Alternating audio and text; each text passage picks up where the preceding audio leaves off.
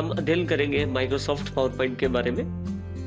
Microsoft power point को खोलने के लिए सबसे पहले ऑल प्रोग्राम्स पे जाएं, माइक्रोसॉफ्ट ऑफिस के फोल्डर पे क्लिक करें। यहाँ से आप माइक्रोसॉफ्ट पावर पॉइंट आइकॉन पे क्लिक करें। जैसे ही आप आइकॉन को क्लिक करेंगे आपके सामने माइक्रोसॉफ्ट पावर पॉइंट की स्क्रीन खुल जाएगी।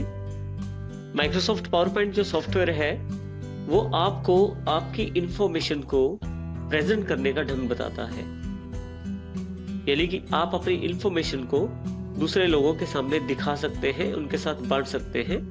उदाहरण के लिए मान लीजिए आप किसी ऑफिस में काम करते हैं तो आप अपनी सेल्स की रिपोर्ट्स बना सकते हैं।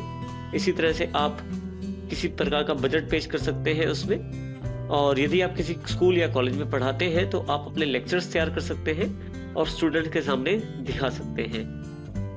इसके अतिरिक्त आप सेमिनार्स या एड लगाने के लिए भी माइक्रोसॉफ्ट पावर पॉइंट का प्रयोग कर सकते हैं, जिसके थ्रू ये आपको आपकी इंफॉर्मेशन प्रेजेंट करने के लिए बहुत सारे टूल प्रदान करता है, जिनका प्रयोग करके आप अपनी जो इंफॉर्मेशन है उसको बहुत अच्छे ढंग से सजा सकते हैं। उसमें एनिमेशन ऐड कर सकते हैं, ऑडियो और वीडियो इफेक्ट्स डाल सकते हैं, जिससे आपकी इंफॉर्मेशन समझने वाले को एक तो आसानी से समझ आ जाएगी और दूसरा उसका समय भी बचेगा और आपकी जो इंफॉर्मेशन है वो भी व्यवस्थित रूप से पड़ी रहेगी। इस तरह से आप माइक्रोसॉफ्ट पावर पॉइंट का प्रयोग कर सकते हैं। माइक्रोसॉफ्ट पावर पॉइंट की स्क्रीन की जानकारी ले लेते हैं। सबसे पहले सबसे पहली जो बार है वो हमारे पास टाइटल बार के रूप में उपलब्ध है, जिसके लास्ट में हमारे पास यहाँ 3 बटन है, क्लोज, रिस्टोर और मिनिमाइज। क्लोज से आपकी जो माइक्रोसॉफ्ट की विंडो, पावर पॉइंट की विंडो है वो बंद हो जाएगी। रिस्टोर से आप इसको छोटा कर सकते हैं और फिर से वही क्लिक करने पे साइज बड़ा कर सकते हैं। तीसरा मिनिमाइज का बटन है, जब आप क्लिक करते हैं तो छोटे से आइकन के रूप में आपके पास अवेलेबल हो जाता है। दोबारा आप यहीं पे क्लिक करें तो फिर से पावर पॉइंट की विंडो आपके सामने आ जाएगी। इसके पश्चात माइक्रोसॉफ्ट पावर पॉइंट की जो स्क्रीन है वो टैब्स में बटी हुई है। हर टैब के साथ एक बहुत बड़ा रिबन अटैच है, जिसमें बहुत सारी कमांड्स अवेलेबल है ग्रुप्स के रूप में। जैसे कि हमारे पास file, home, insert, design, transition, animation, slide show, review और व्यू के रूप में काफी सारी टैब्स अवेलेबल हैं। जैसे ही हम होम पे क्लिक करते हैं तो हमारे पास एक रिबन अवेलेबल हो जाता है, जो कि काफी सारे ग्रुप्स में बटा हुआ है, जैसे क्लिपबोर्ड, स्लाइड्स, फॉन्ट। इस तरह से हर ग्रुप में काफी सारी कमांड्स अवेलेबल हैं, जैसे क्लिपबोर्ड के अंतर्गत cut, copy, format, painter, paste. इसी तरह से स्लाइड के अंतर्गत काफी सारी कमांड्स अवेलेबल हैं। इस तरह से हर ग्रुप में काफी सारी कमांड्स हमारे पास अवेलेबल हैं, जो उस ग्रुप के अकॉर्डिंग इकट्ठी कर दी गई है। इस तरह से आप अपने टैब्स का प्रयोग कर सकते हैं। इसके पश्चात यदि आप स्क्रीन को देखें तो यहाँ हमारे पास स्क्रीन काफी सारे भागों में बटी हुई है, जिसमें सबसे बड़ा भाग ये जो हमारे सामने दिखाई दे रहा है ये स्लाइड पेन कहलाता है, जिसमें आपकी स्लाइड्स दिखाई जाती हैं। इसके अतिरिक्त इन स्लाइड्स के अंदर आप कुछ लिख सकते हैं, कुछ आइटम्स जोड़ सकते हैं। उसके लिए आपके पास प्लेस होल्डर्स अवेलेबल रहते हैं। जैसे हमारे पास यहाँ क्लिक टू ऐड टाइटल लिखा हुआ है, ये एक प्लेस होल्डर है जिसमें आप कुछ भी लिख सकते हैं टेक्स्ट के रूप में। इस तरह से काफी सारे प्लेस होल्डर अवेलेबल है माइक्रोसॉफ्ट पावर पॉइंट में, जिसमें आप चार्ट्स, ग्राफ्स या आप अपनी पिक्चर्स या इमेजेस भी लगा सकते हैं। यदि आप लेफ्ट साइड पे देखें तो यहाँ पे हमारे पास स्लाइड का छोटा स्वरूप करके दिखाया गया है, जिसको थंबनेल व्यू कहते हैं। तो आप यहाँ से थंबनेल्स देख सकते हैं उन स्लाइड्स के, जिन स्लाइड्स को आप देखना चाहते हैं।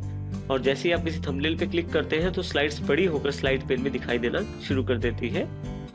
इसके अतिरिक्त जो सबसे नीचे एक और व्यू दिया गया है, नोट्स व्यू। यदि आप यहाँ ध्यान दें, यहाँ आप यदि नीचे की तरफ देखें तो आपके पास एक पेन और अवेलेबल है, जिसको हम नोट्स पेन कहते हैं।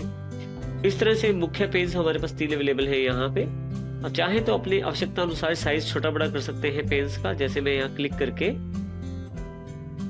थोड़ा सा ऊपर की तरफ कर देता हूँ नोट्स पेन को, तो साइज नोट्स पेन के लिए ज्यादा बढ़ जाता है। इसी तरह से मैं थंबनेल्स जो पेन है उसका साइज भी बड़ा छोटा कर सकता हूँ। इसका फर्क स्लाइड पेन पे पड़ता है, जिससे स्लाइड पेन का साइज छोटा हो जाता है। इस तरह से आप अपनी आवश्यकता अनुसार इनका साइज बड़ा छोटा कर सकते हैं। सबसे लास्ट में हमारे पास जो बार अवेलेबल है वो है स्टेटस बार। स्टेटस बार में काफी सारी जानकारी उपलब्ध है, जैसे कौन सी स्लाइड पे काम कर रहे हैं आपके पास कौन सी थीम अवेलेबल है और इस वक्त कौन सा व्यू आपके पास अवेलेबल है। और यहाँ से आप जूम इन और जूम आउट भी कर सकते हैं अपनी स्लाइड को, यानी कि स्लाइड को बड़ा छोटा भी करके देख सकते हैं। यहाँ हमारे पास राइट साइड टॉप साइड पे हमारे पास 2 बटन और अवेलेबल है। एक जो आपके जो रिबन अवेलेबल है टैब्स के साथ, उसको मिनिमाइज करने के लिए देखिए जो रिबन हमारे पास अवेलेबल है वो मिनिमाइज हो गया है। दोबारा यही क्लिक करेंगे तो रिबन फिर से अवेलेबल हो जाएगा। जो लास्ट बटन है आपके पास, उस पर आप हेल्प की जानकारी ले सकते हैं। किसी भी प्रकार के टॉपिक की जानकारी आप माइक्रोसॉफ्ट पावर पॉइंट की हेल्प के साथ ले सकते हैं बस इसको क्लिक करने के बाद। इस तरह से आपके पास हमारे सामने माइक्रोसॉफ्ट पावर पॉइंट की स्क्रीन उपलब्ध है। लेफ्ट साइड पे ऊपर की तरफ एक क्विक एक्सेस टूल बार दिखाया गया है, जिसमें आप उन बटन्स या उन कमांड्स को जोड़ सकते हैं जिनका आप बहुत ज्यादा प्रयोग करते हैं। कमांड्स जोड़ने के लिए आपको केवल राइट क्लिक करना है किसी कमांड पे और add to quick access toolbar कर देना है। कमांड्स आपके पास ऊपर अवेलेबल हो जाएगी। और यहाँ से कमांड हटाने के लिए फिर से राइट क्लिक करें और remove from the quick access toolbar कर देंगे तो कमांड वहां से हट भी जाएगी। इस प्रकार से हमारी जो स्क्रीन अवेलेबल है पावर पॉइंट की